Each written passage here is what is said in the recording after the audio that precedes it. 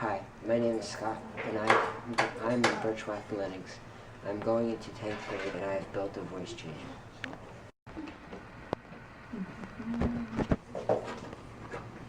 So these capacitors store the electrons that flow through the circuit and eventually powers this microphone, which then is amplified through the speaker over here. And so the way it works is, as it goes through, it starts with a 9-volt battery, which when is powered and when is on, it turns on. And there are many resistors here to manage the flow of the electrons in the current. And one of the clear things that has to be managed is the LED light that turns on first, which does not need a lot of electrons in order for it to work. So there are resistors before the LED light is turned on so that less electrons will flow into it. So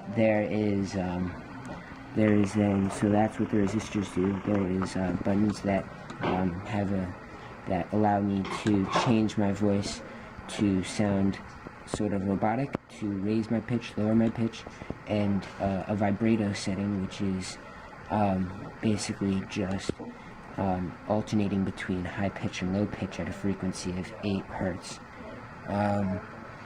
There is also another resistor, a different type of resistor, that depending on how much resistance I use, can either make my voice louder or lower, which is changing the amplitude of my voice, not the frequency.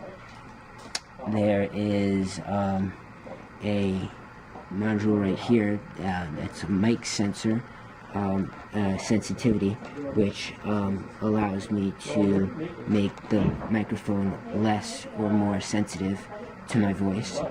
And the two main chips here are basically like the brains of the operation. This chip controls the 4 different options I have over here, and this chip mainly controls the loudness of my voice through this resistor, but it can also affect the pitch of my voice, and this is my project working. Testing, 1, 2, 3. So I can raise and lower my pitch. Hello, hello.